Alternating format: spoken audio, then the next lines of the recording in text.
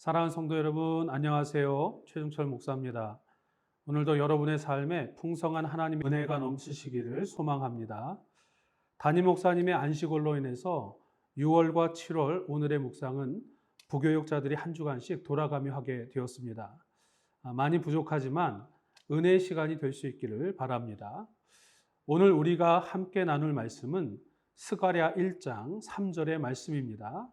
제가 한번 읽고 여러분과 함께 한 번 더 읽겠습니다. 그러므로 너는 그들에게 말하기를 만군의 여호와께서 이처럼 이르시되 너희는 내게로 돌아오라. 만군의 여호와의 말이니라. 그리하면 내가 너희에게로 돌아가리라. 만군의 여호와의 말이니라. 함께 한 번 더 읽겠습니다. 그러므로 너는 그들에게 말하기를 만군의 여호와께서 이처럼 이르시되 너희는 내게로 돌아오라. 만군의 여호와의 말이니라. 그리하면 내가 너희에게로 돌아가리라. 만군의 여호와의 말이니라. 아멘. 오늘부터 보게 될 스가랴서는 학개서와 마찬가지로 바벨론 포로에서 돌아온 이스라엘 백성들의 성전 재건에 관한 내용을 다루고 있습니다.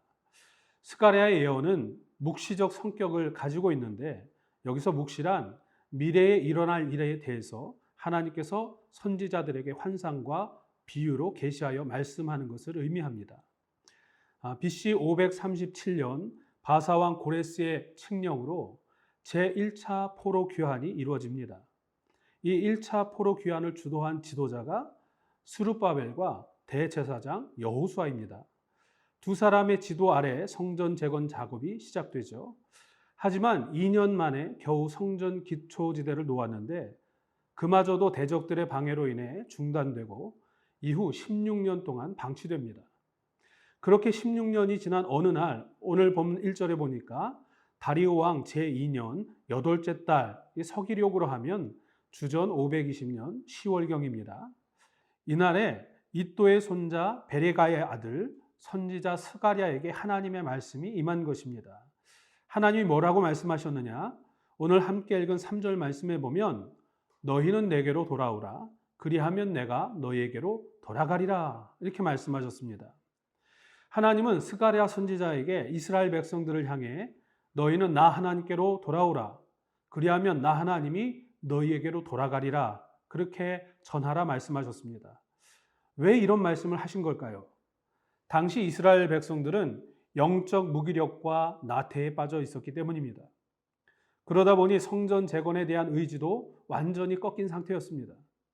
하나님은 이들을 일으켜서 성전 재건 공사를 다시 시작하도록 하시고자 스가랴 선지자를 통해 말씀을 선포하게 하신 것입니다. 그런데 오늘 스가랴 선지자에게 주신 하나님의 말씀의 핵심은 성전을 재건하라가 아니라 내게로 돌아오라, 하나님께로 돌아오라 하는 말씀입니다. 성전 재건보다 우선해야 할 일이 하나님께로 돌아오는 것, 즉 하나님과의 관계를 회복하는 것이기 때문입니다. 그래서 죄와 잘못을 회개하고 나 하나님과의 관계를 새롭게 하라 하는 말씀을 먼저 주신 것입니다. 왜 그렇습니까? 성전을 재건하게 하려는 목적이 단순히 성전 건물을 다시 세우는 것이 아니라 성전 재건을 통해서 하나님과의 온전한 관계를 회복하기 위함이었기 때문입니다. 그런 까닭에 하나님은 너희는 내게로 돌아오라 말씀하신 후에 4절에서는 너희 조상들을 본받지 말라 말씀하십니다. 어떤 모습을 본받지 말라고 하시는 걸까요? 너희가 악한 길, 악한 행위를 떠나서 돌아오라 하셨다 하나 그들이 듣지 아니하고 내게 귀를 기울이지 아니하였느니라. 하나님께서 끊임없이 악한 길, 악한 행위에서 떠나 하나님께로 돌아오라 그렇게 말씀하셨지만 끝내 하나님의 말씀에 귀 기울이지 않고 듣지 않고 회개하지 않은 그 조상들의 불신앙과 불순종의 죄를 본받지 말라는 것입니다. 이는 곧 현재의 이스라엘 백성들 역시 조상들과 같이 하나님의 말씀에 불순앙과 불순종의 죄를 짓고 있다는 뜻도 됩니다. 왜 그렇습니까? 하나님께서 이스라엘을 포로에서 귀환하게 하신 첫 번째 이유와 목적이 성전을 재건하는 일인데 성전 기초만 겨우 놓은 채 16년 동안 중단된 채로 방치되어 있었기 때문입니다. 하나님에 대한 불신앙과 불순종의 죄를 짓고 있는 것이죠.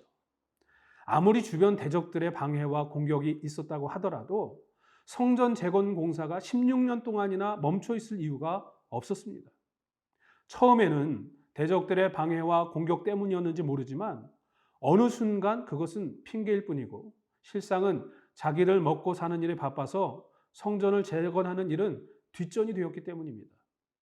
그동안 많이 참고 기다리시던 하나님께서 더 이상 이대로 놔두지 않겠다 하신 것이죠. 그래서 스가랴 선지자를 통해서 영적 무기력과 나태에 빠져 있는 이스라엘 백성들을 책망하시고 멈춰진 성전 재건 공사를 재개하도록 촉구하신 것입니다. 중요한 것은 하나님과의 관계를 회복하는 일입니다. 성전은 그것을 위한 도구일 뿐이죠. 지금도 우리를 성전으로 부르시고 예배의 자리로 부르시고 말씀과 기도의 자리로 부르시는 이유가 무엇입니까? 그것은 하나님과의 온전한 관계를 맺게 하시기 위함입니다. 하나님과의 관계 회복을 위해서 무엇을 해야 할까요?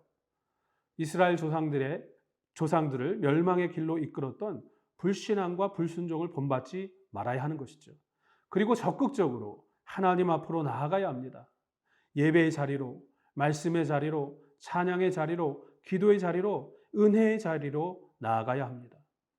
오늘도 이 말씀의 자리에서 하나님과 더욱 깊고 친밀한 관계를 맺으시고 주님과 동행하는 복된 하루가 되실 수 있기를 축복합니다.